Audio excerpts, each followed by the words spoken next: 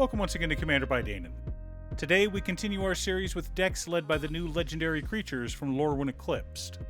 Leading today's budget deck is Ashling, Rekindled. Also, and I know it's annoying to keep hearing this, but statistically if I don't ask you to like and subscribe, the video gets fewer subscribers. Ashling Rekindled is a 2-mana 1/3 legendary elemental sorcerer. Whenever she enters or transforms into Ashling Rekindled, we may discard a card. If we do, we draw a card. At the beginning of our first main phase, we may pay a single blue mana. If we do, we transform Ashling. Ashling Rhymebound is a 1/3 legendary elemental wizard. Whenever she transforms into Ashling Rhymebound, and at the beginning of our first main phase, we add 2 mana of any one color. We may only spend this mana to cast spells with mana value 4 or greater. Also, at the beginning of our first main phase, we may pay a single red mana. If we do, we transform Ashling. So, unlike the transforming cards from Spider-Man, Ashling can only be cast from the front side. Now, looting through our deck may sometimes be necessary, but I believe the backside of Ashling is more interesting. There has been a push lately from wizards to have big mana spells be a thing. And while they may never be as efficient as the lower mana value spells, with enough support, you can make it work. Now, this is a bracket 2 deck. We have some infinite combos, but they're all 3-card combos or higher. Also, I wanted to make a quick note about the budget. At the time of recording, this deck came in at $133. That's because our commander is pre-ordering for $14, as is Ashling's command. These are absurd prices. I don't believe for a minute that either of these cards will stay at that price. I mean, who ever heard of a 5-mana instant being worth more than $5? Ridiculous. But keep in mind that I believe Ashling has the capabilities of being a top-tier commander. 2 things all commander decks want to do are ramp and draw cards. You have a 99-card library to dig through, and even if you have a low curve, chances are you want to cast more than 1 spell per turn. At least in most decks. So more cards and more ramp are always a good thing. And any commanders who can do both are destined to be powerful. But before we get to our deck list, a quick word from new sponsor, MythAtom. Protect your head as well as your permanents with this beautiful Archangel Avacyn baseball cap. Or purify the filthy sinners, as necessary. Link down below, and don't forget to use code DANON for a 10% discount on your order.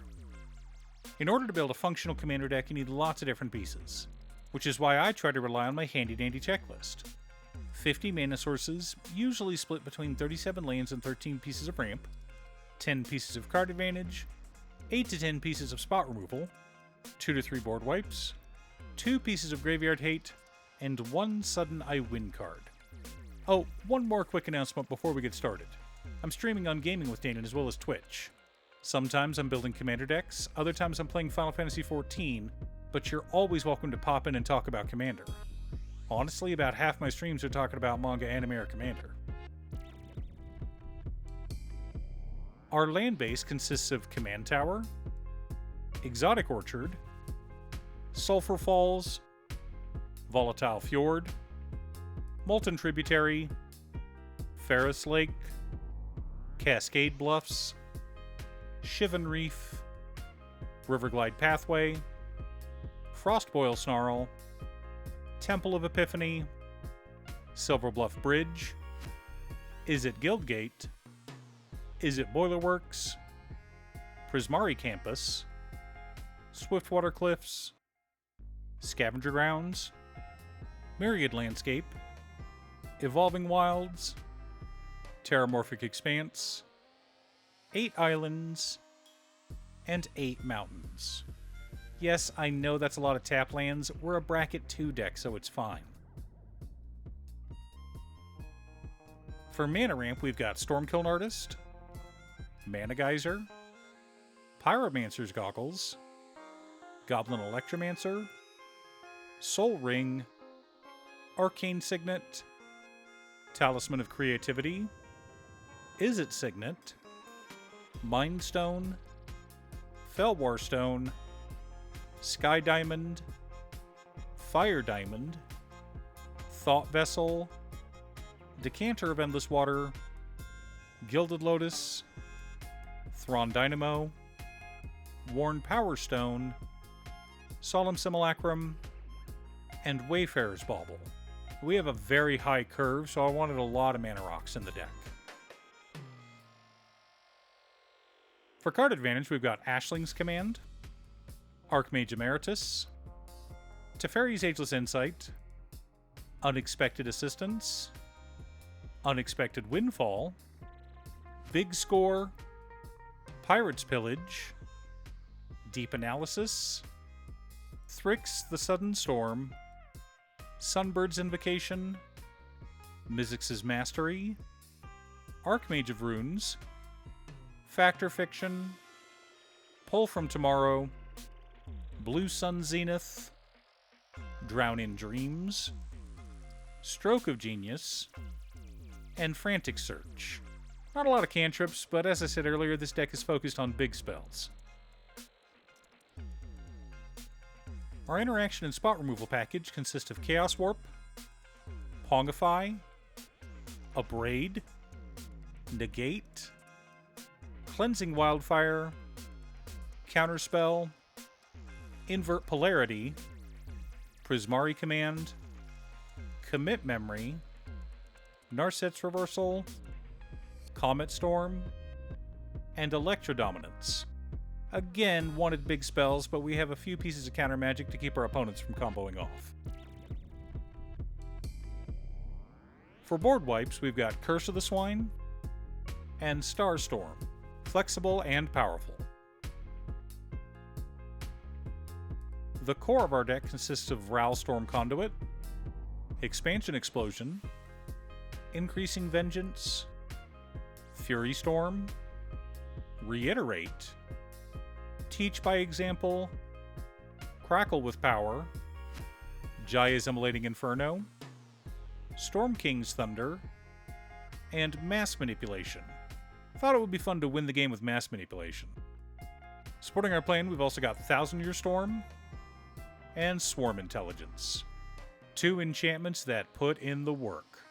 Now that we have our deck list, let's compare it to our checklist. 55 mana sources split between 36 lands and 19 pieces of ramp. Heavy, I know, but we got a lot of big spells to cast, so it's fine.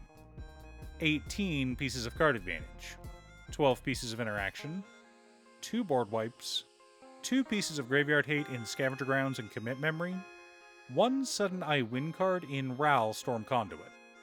We have several ways to go infinite in this deck: Swarm Intelligence with Narset's Reversal, any 2 copy spells, Pyromancer's Goggles with Expansion Explosion, but all of these only create infinite Magecraft triggers. They don't create infinite copies of the spells themselves, but Rowlstorm Conduit cares about those infinite copy effects, allowing us to kill the table whenever we manage to assemble one. Of course, we could just create infinite copy spells with a Stormkiln Artist on board, generate infinite mana, and kill the table with a Jaya's Immolating Inferno, or take everyone's stuff with a Mass Manipulation. This kind of deck requires careful forethought. You sit back, unthreatening, and just ramp a little bit. Cast some rocks, find your lands, maybe draw a few spells here and there. Then, when the time is right, you win the game. Maybe you cast a huge Stroke of Genius and deck someone. Maybe you cast a huge Storm King's Thunder, followed up with a Mana Geyser, and use that mana to cast Crackle with Power. There are a lot of fun ways to win the game with this deck, and I encourage you to have fun with this archetype. Spellslinger is a blast to play, but it does take some time to wrap your head around. Are you planning on building an Ashling Rekindled deck? What's your secret deck? Leave a comment below. Thanks for tuning in. Once again, a huge shout out to my editor Cutestuff. I couldn't make these videos without her. If you'd like to hire her to edit your own videos, she can be reached at cutestuff.edits@gmail.com. Link is down below. If you're looking for ways to support the channel directly, you can head on over to patreon.com/Danon. You can have a video made or just ask for help building or tuning a deck list. I also wanted to give a quick shout out to all of my patrons: Waffles, Jiraiya, Muffins, Marcus, Brett, Roxy, Alix, Congo, Robert, Pye, Kazaris, Patrick, Taze, Art, Richard, Boomy, Osira, Justin, Golden Walker, Captain Hammer, Sleech, Mr. Salty, Daniel, and Zombie. You guys are awesome. I post new Commander Deck videos every weekday, so be sure to subscribe and ring the bell to be notified of new videos. Again, thanks for watching, and I'll see you all again next time on Commander by Danon.